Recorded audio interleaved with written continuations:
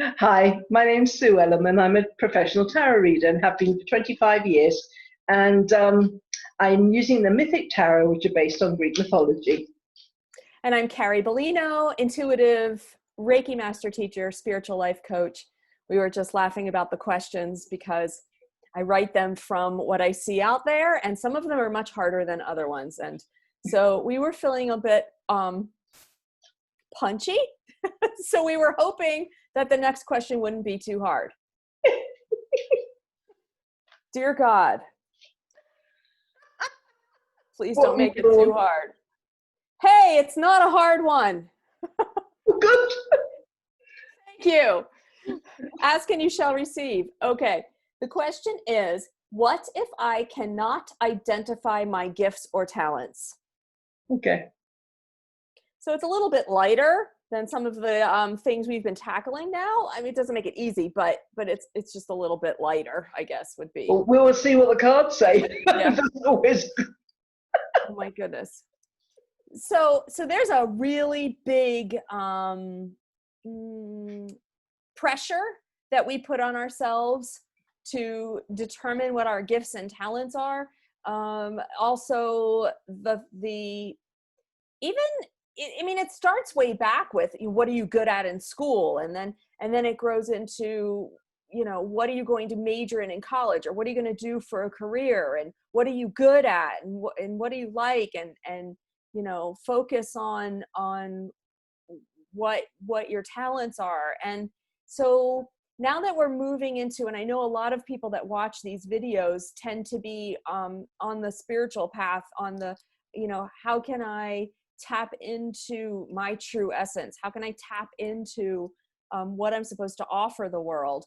And I don't know what they are, and I don't have anything, and there's nothing special about me. And those are kind of things that run in people's heads. And so I'm going to say that as far as like the intuitive thing goes, or the gift of the talent of communicating, or listening to your intuition, all of that kind of thing, all of those are things that people can do. Everyone can do. Sue and I have the ability to tap into our intuition and communicate what the energy or our spirit guides or whatever are trying to communicate, because we've practiced it. We've practiced it for decades. And so it's a little bit easier for us to do that, but it doesn't mean our gift is any more special than anything anybody else can do. So the recommendation that's coming through is to focus on what you love. Focus on what you love to do. Do you love to talk to people? Do you love to listen to people? Do you don't love people at all and you would rather write or read? Maybe you like to dance. Maybe you love exercise. Whatever the things that you love to do, and don't belittle any of them. They're all important. So take the things that you love to do and then go do them, because that's what's going to lead you to the next person, lead you to the next opportunity, lead you to the people you're supposed to be with in the moment. And that's where you can collaborate and hone your gifts and talents, and see where your next life purpose direction is, based on starting from what you love. And if we've said it once, we've said it 1,000 times or 83 times, that the pandemic has caused us to go within and determine what it is we love. And we're still touting that. We're still telling you that's important.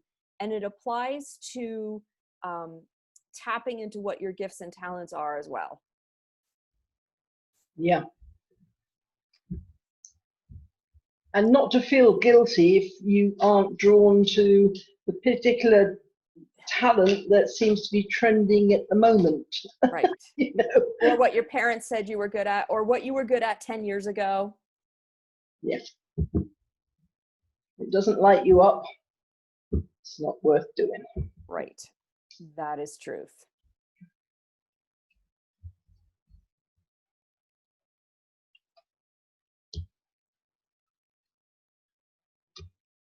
Okay, so we have the Six of Swords, which is spiritual journey. So it is tapping into your spiritual journey. See where that guides you, because that will guide you to where you're meant to be. And you might have signed up to go to a dance class with lots of your friends, and then suddenly it's cancelled, and then one friend says, oh, you know, I've just taken up origami, how about you try that? So off you go, and then you become a grandmaster at origami. Who can tell? Just for, I mean, that sounds a bit random, but these things do happen. And so you're kind of guided off into another kind of area. So it's not being tied, as what Carrie just said, is not being tied what your family think you should get into or be good at because your brother's good at this or your sister's good at that, or it's something that's run through the family. Just kind of just go with the flow. Try lots of things out. Just because, you know, try out being a gardener for a week, and you might love it, you might hate it, you know, but you'll find out in the process, and then it's something you can tick off your list. And it's also quite valuable to have a list of things you really know that you don't like doing. You can tick those off because it narrows the field of what you would like doing. But be patient with yourself and go by what you really feel in your heart you're being directed to, and not, you know, just because, you know, lots of people do one thing doesn't mean you have to. Just keep yourself as a pure channel of what brings you joy, what makes you excited. The Devil card.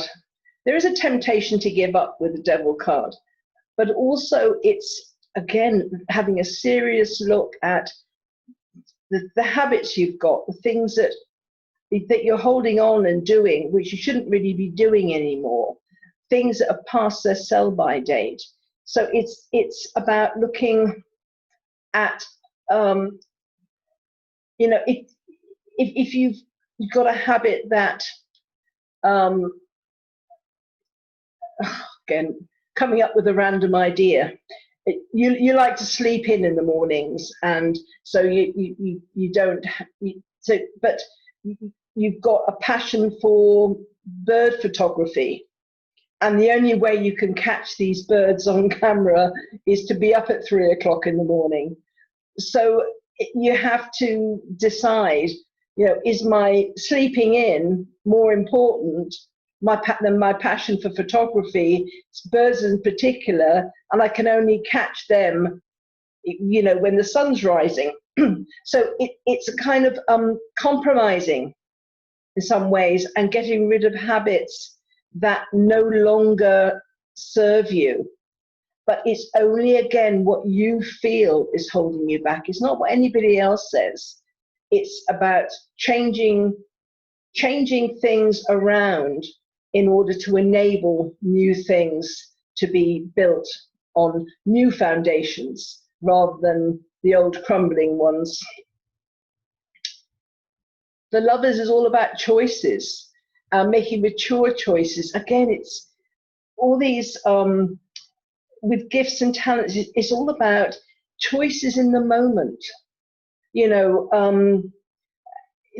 some days, you know, you fancy cooking, and the next day can't be bothered.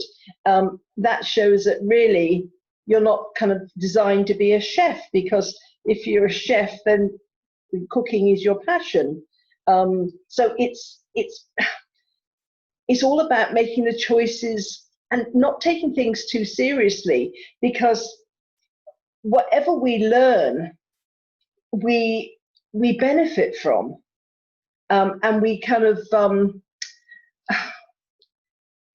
I think ultimately what I'm trying to say in all my rambling here is is that people try and set off and get a career, and they starting younger and younger. I want to do this and I want to do that, and they get so tied in to what they wanted when they were 18 years old that is something that that is them, and they're not prepared to alter, to change. They've been to college, they've gone through all this, they've gone through all their study, and it's like, if I don't do this, then I've wasted all that time. No, you haven't.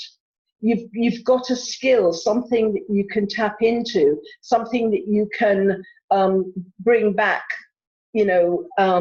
whenever you want to. But it's not just about the skills and the talents themselves. It's the people you meet in those circumstances. I know I've been in some jobs I've really not liked, but I've made friends that are still friends today that I met, and I wouldn't have met them if I hadn't been in those particular jobs. So it's not just about the gifts and talents themselves. It's about the people you meet along the way, and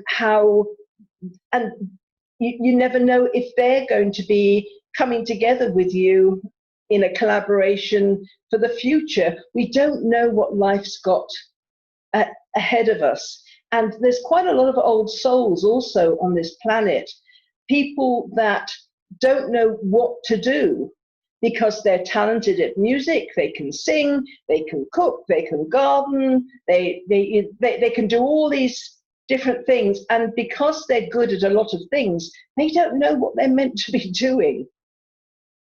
But then eventually they work through them and realize, well, this isn't for me this lifetime, and that's not for me that lifetime, and I might have done this in a previous lifetime, but it's not for me now. So people take it, they're not living in the moment of what they really want to do this minute. And that I think we have to make these choices, that what we want to do today, we might not want to do tomorrow, and be easy with ourselves on it. Don't tell everybody that you're going to kind of, don't shout from the rooftops, I'm passionate about this and this is what I'm going to be, because it might be different next month.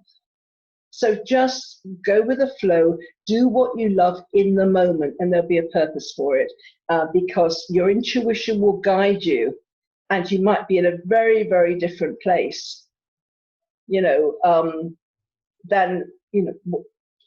where you started off from. And the star, keep hope and faith in the midst of difficulties. Even if things get difficult, just realize that's life.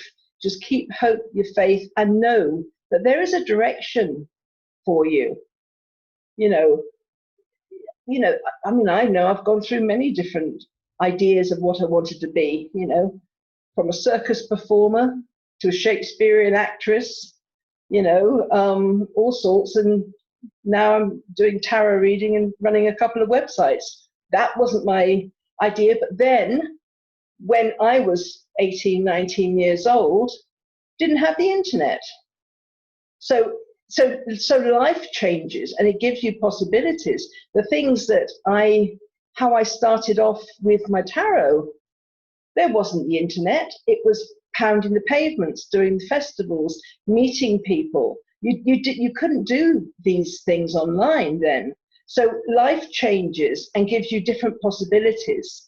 So everybody has gifts and talents.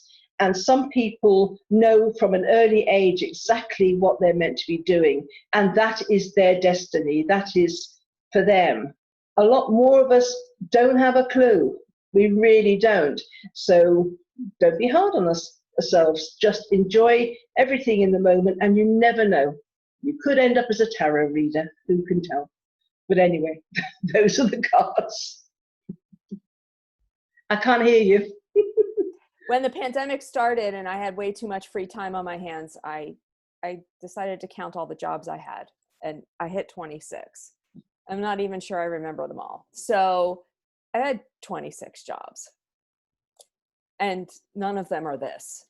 I mean, this is one of them, but you see the evolution of them. And you change as well along the way. Thank goodness. Oh yeah. And I wouldn't want to do what I wanted to do maybe 10, 20 years ago, or, or before that. I mean, it's, people take it all too seriously. Everyone's kind of seems to be so career-based. Yep. That there isn't a kind of an ebb and flow so much. It's like people are kind of meant to kind of maybe either come out of university, out of school or whatever, with a set idea of what they want to do for the rest of their life. It doesn't work that. That's not feasible. It wasn't really that feasible back then, but now it's even less. There's so many more opportunities. So just enjoy what you're doing. I mean, I'm not a gardener, but a few months ago, I got some avocados from the supermarket, and I thought, and I just killed off a cactus by overwatering it. So I had some soil. So I thought, let's see what will happen if I just chuck these avocado pits into this soil. I mean, I know you're meant to hold it over them over water and let them sprout, and I can't be bothered with all of that stuff. So same as I'm not a painter and decorator, I get bored with the prep. But so it's so anyway, so I got these avocado pits and I dumped them in the soil. And I thought, well, if nothing's happened by Christmas, then I'll chuck them out. I've now got a great big, one of them sprouted, and I've got a really tall avocado plant. And I'm as proud as punch. I'm like a mum. Now, but I'm not a gardener. But, I just never know. You never can tell. But I'm taking pleasure in that plant.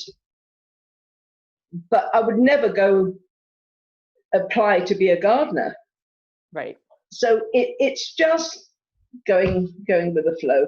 And sorry, I've been rambling a lot this one. It's been one of those days. I told you all we were punchy, so bear with us. Thanks for standing next to us and sharing and watching what we're trying to offer the world. Yes, and thanks for putting up with my randomness. Okay, bye from me. And we'll see you tomorrow.